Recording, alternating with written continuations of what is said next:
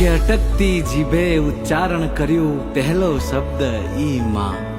જેના વખાણ માટે આ ભાષાઓ ઝાંખી પડે એ સહેલો શબ્દ પણ માં. અને કઠણ કાળે મોઢે ચડતો જે વહેલો શબ્દ ઈ પણ માં. ને તૂટતી જીભે આખરી બોલ્યો છેલ્લો શબ્દ ઈ પણ માં. તું તો મારો જીવ છે મારી માં. તું તો મારો જીવ છે મારી માં. તારા વિના કોણ